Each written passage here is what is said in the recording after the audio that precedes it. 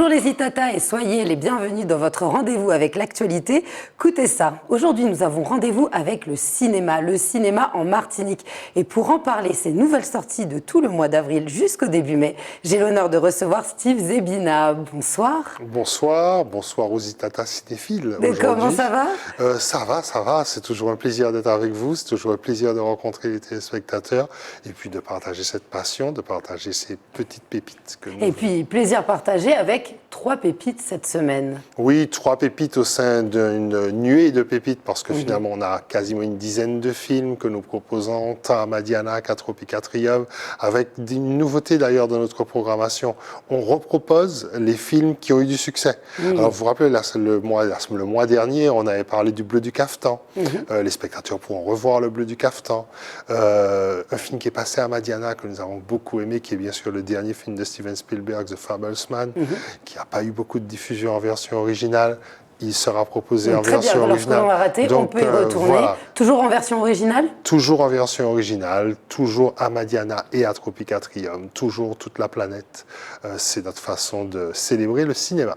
Alors, je vous propose à présent de parler de ces 3 films que j'ai évoqués. Le premier se nomme L'Éden. Alors, c'est un film d'un réalisateur colombien qui se nomme Andrés Ramírez Pulido et c'est son premier long métrage. Alors, premier long métrage, puisque c'est un film qui a fait partie d'ailleurs de la sélection de la Semaine de la Critique, vous savez, cette section parallèle du Festival de Cannes dont nous parlons souvent, qui permet de mettre en évidence des auteurs. Premier film colombien, et je pense qu'il faut déjà s'arrêter sur cet élément. On parle beaucoup de cinématographie des États-Unis, de l'Europe, mais il y a un vrai cinéma en Amérique du Sud qui traite souvent des réalités sociales de ce pays. L'Amérique du Sud, on sait comment ils sont confrontés à des problématiques de violence, avec toute une série de films. On pense à La Cité de Dieu, ce fameux film brésilien qui a marqué toute une génération. Et bien là, ce jeune réalisateur nous propose, j'ai envie de dire, une histoire de rédemption, en tout cas une histoire d'évolution d'un personnage qui a commis un crime et qui va se retrouver dans ce centre. Alors, en effet, on va suivre Eliu, qui est ce jeune et qui va être en pleine forêt avec un redressement. C'est un camp de redressement avec une certaine thérapie qui peut être interrogative, très surprenante. Et puis, il va y avoir un crime qu'il a commis, on va parler du passé, et la personne avec qui il a commis ce crime va revenir dans le présent, et c'est là qu'il va devoir faire face à la rédemption, et puis aussi faire face à la réalité de ce qu'il a commis. C'est bien ça? Je pense que c'est le moment de regarder un extrait. Tout à fait, allons-y. Un poco más fuerte. Aquí. La persona puede, al fin de cuentas, manifestarse claramente a sí mismo, no como elegante sus sueños ni negando sus temores, sino como un hombre, parte de un todo. Esto acá es un moridero. Y creo que traerlo nuevo. No bajando ahí, no bajando. Esta debe ser su nueva casa, su nuevo hogar. La idea es que adecuemos este sitio para la llegada de más usuarios. ¿Bien o qué? Pues que ya le lavaron la puta cabeza acá. Pues que no me acuerdo también cuando estábamos en la calle Piró. Cierre los ojos. Sé que lo puedo hacer y lo asumo. Con mi pasado, mis culpas y mis decisiones. No me le han ocurrido salir. Como por siempre detrás de muerte está Godoy. Tanto tiempo con eso y eso y usted dándole ahí, vea. Es que en esta vida uno no está dispuesto a esto, a perder y a ganar. Aquí estuvo, ve vacaciones.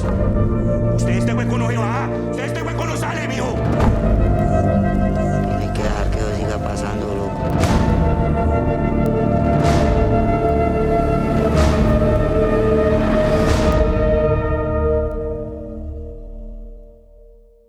Alors l'Éden, ça se présente comme un cinéma très captivant et puis un petit peu angoissant lorsqu'on voit ces premières images. Qu'est-ce que vous pouvez en dire sans tout révéler? Vous avez entendu la musique? Vous avez vu les acteurs, il y a quelque chose d'effectivement ensorcelant dans ce film. On rentre dans un univers qui est une espèce de jungle, où le végétal est tout aussi important que les personnages. Ce sont des acteurs amateurs, j'ai eu la chance de les rencontrer lors du Festival de Cannes l'année dernière. Ce sont des acteurs amateurs qu'on a été chercher dans la rue, donc qui portent aussi leur vécu. Et je pense que c'est ça un petit peu le secret de ce film qui a plu véritablement au jury lors de cette dernière édition, c'est parce qu'on est dans le vécu, et en même temps, le réalisateur arrive à créer une ambiance onirique. Et quand je vous disais qu'on a un cinéma dans nos régions, c'est un film qu'il faut aller voir pour pouvoir prendre conscience de ça. On peut raconter nos histoires, on peut nous raconter nos difficultés sociales en y imprimant quelque chose comme ça de cinématographique, tout simplement. Et on voit comment toute la littérature d'Amérique du Sud, avec le réalisme magique, tout ça, a continué à développer cette posture-là. Je pense que ce film-là est de cette veine-là. Et quand c'est un premier film, voilà, n'hésitez pas. Et puis finalement, le fil conducteur de tout ça, c'est des questions universelles qui se posent à nous tous, la lutte entre la lumière et le côté sombre de chacun, se retrouver face à des obstacles et avancer. Depuis Dante, hein, l'Éden, l'enfer, ce sont des questions originelles, mais vraiment c'est un joli film et c'est un film, je pense, important, avec véritablement un réalisateur qu'on va retrouver. Alors on va pouvoir glisser vers le second film. Lorsqu'on parle de questions sociales, il faut absolument aller voir ce film qui se nomme About Kim So-hee. Et là, on change totalement de continent. Alors, on change de continent, on change de salle, puisque l'Éden est diffusé à Madiana, dans le cadre de notre cycle, j'ai envie de dire, qui commence là dans les prochains jours, dans les prochaines heures même, et qui va se terminer au mois de mai. Kim So-hee est projeté à Tropicatrium. D'accord. Et Kim So-hee, on va aller en Corée. On va aller en Corée, et Corée, c'est le pays de la performance. Que ça soit au niveau musical, avec ces groupes qui sont les groupes qui sont le plus vus, les plus écoutés dans le monde, qu'au niveau du commerce, du business, qu'au niveau des réalisateurs. Bien sûr, tout le monde entend parler de Bong Joon-ho. Et là, on a un film réalisé par une femme, ce qui n'est pas courant déjà dans le cinéma coréen, qui est souvent assimilé comme un cinéma machiste, violent et tout. Une réalisatrice qui en est à son deuxième film, qui va s'attaquer là encore aux problématiques sociales du pays. Cette performance-là. Une jeune étudiante qui bosse dans un centre d'appel et avec toute la pression qu'il peut avoir autour. Elle va se retrouver face à ce que l'on peut rencontrer partout en Europe et puis aux États-Unis, le culte de la performance, et il va y avoir un craquage. Avant de revenir à ça, je propose qu'on regarde la bande-annonce.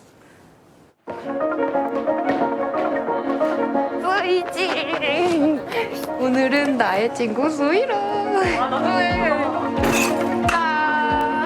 드디어 우리도 대기업 보낸다 이거야. 여기다가 사인하시고. 공인중개사야? 그래도 이제 나 사무직 여직원이다.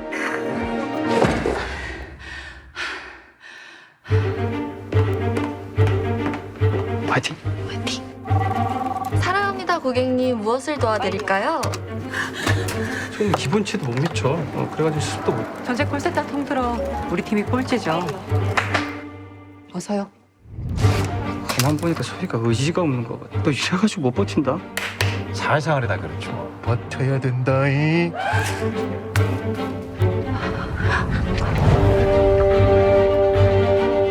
전주사 형사계 오유진 경감입니다. 각 학교 현장 실습 감독하는 책임자가 누굽니까? 아주 빠릿빠릿한 줄 알고 오냐오냐 했더니 너 임마 그렇게 해가지고 학교에 미치는 데미지가 얼마나 큰지는 알아?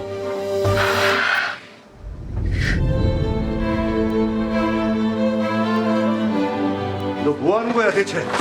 경찰이 수사를 안 해주니까 그렇지. 그것들을 조사해야 된다고. 조사해야 돼요.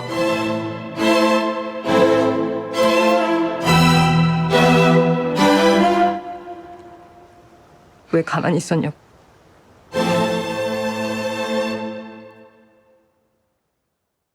Alors, par ce film, la réalisatrice qui se nomme Julie Jung va dénoncer l'ultralibéralisme. C'est une dénonciation de l'ultralibéralisme, c'est aussi une question, un film sur la jeunesse, profondément, et puis c'est aussi un thriller parce que d'une certaine manière, il y aura une enquête à un moment. Et c'est aussi le croisement de deux personnages. Il y a deux superbes actrices. La première qui joue principalement dans des séries et qui est une espèce d'idole, qui est une jeune actrice qui joue le rôle de Zoe. Et puis une autre actrice qu'on a vue dans beaucoup de films, qu'on a vue dans Cloud Atlas, qu'on a vue dans les films de Bong Joon-ho, qui joue le rôle, elle, d'une inspectrice. Et donc, il y a vraiment comme ça, dans tout le film, des espèces de croisements.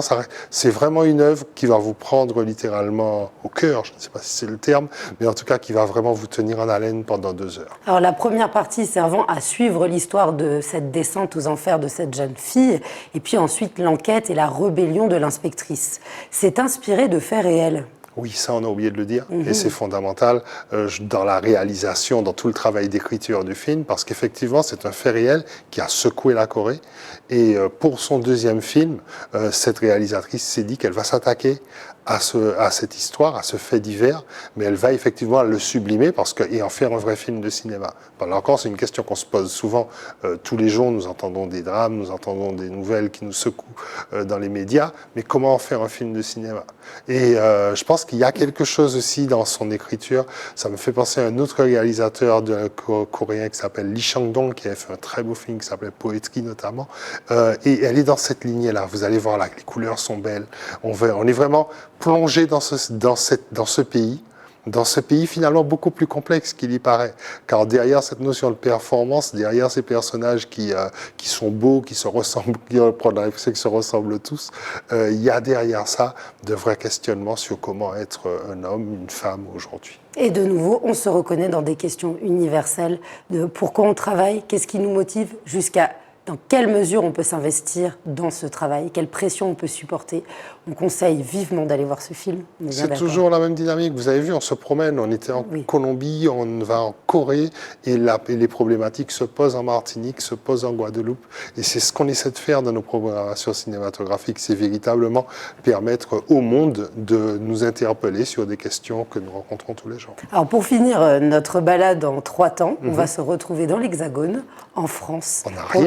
En Ariège, près des Pyrénées, dans la nature, avec un film qui se nomme Les âmes sœurs, de quelqu'un de très connu, Monsieur Téchiné, le grand Téchiné. Alors, qu'est-ce que vous en avez pensé? André Téchiné, c'est un réalisateur dont j'ai quasiment toujours entendu parler, qui a fait de nombreux films. Les premiers films de Gérard Depardieu sont avec Téchiné. Il a découvert Isabelle Adjani. C'est quelqu'un qui adore les acteurs, déjà. Et c'est quelqu'un qui, on parlait de problématique, qui aime aller au plus profond de nos tourments et de notre complexité en tant qu'être humain. Qui adore aussi nous emmener, parce qu'effectivement, ce qui nous semble, on a été jusqu'en Corée, mais aller en Ariège, c'est aussi un voyage, quoi, finalement, et qui adore mettre ces personnages comme ça dans des paysages, dans des lieux, et voir ce qui se passe. Alors, oui, le prologue de ce film, c'est le Mali. C'est le Mali, oui, justement, c'est que ça commence au Mali. Rien à voir avec l'Ariège, et ça va se continuer. Suite à un accident, l'acteur principal va devoir se remettre de ses blessures. Il va être dans le coma, il va arriver dans l'Hexagone, être soigné en très grande partie par sa sœur, mais il aura totalement perdu la mémoire. Voilà, il est au Mali, un accident brutal, il oublie tout. Et le film va l'accompagner dans sa reconstruction. Je vous propose qu'on regarde la bande-annonce. C'est parti. Situation toujours très chaotique au Mali maintenant. C'est votre frère David. Il y a son véhicule blindé qui a sauté sur un engin explosif.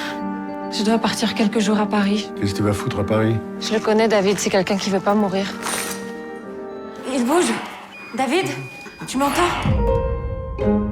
C'est plus le même malade depuis votre visite. Vous avez peut-être des super pouvoirs, hein? Ça va être un sacré marathon pour le remettre sur pied. Voilà. Il montre des troubles de la mémoire. Une amnésie, mais ça a duré longtemps. C'est notre valet. Tu reconnais? Je reconnais rien. Je suis content de te voir. Il te reconnaît pas, ça le perturbe. Solliciter des souvenirs, vous pouvez lui parler de sa famille. C'est des conneries, ça reviendra pas. Quand je vois ces images de l'armée, sérieux. Je préfère être ici, avec toi. T'as peur de moi? Moi, quand je suis avec toi, j'ai pas peur. T'as des doigts de fée maintenant. Je peux vous envoyer un infirmier pour vous aider. Moi, je veux pas quelqu'un d'autre. Ça fait 1 an que je suis sorti du coma. Vous auriez pu mettre une seule bougie. Tu sais, on a déjà eu une aventure. Toi et moi? Rapport qualité-prix, vous trouverez jamais mieux? Ça te gêne pas que je vive ici avec David? Hein? Ça te choque pas? Jeanne, pourquoi tu fais ça? Tu sais ce qui s'est passé entre Jeanne et moi? T'es au courant de quelque chose? Ça va prendre combien de temps avant qu'il arrive à se souvenir? Le cerveau, c'est une boîte noire. Quant aux souvenirs, tu sais, on les stocke pas. On les réinvente tout le temps. On peut pas faire comme si t'avais pas existé avant. Puisque j'ai tout oublié. Ça revient au même, non?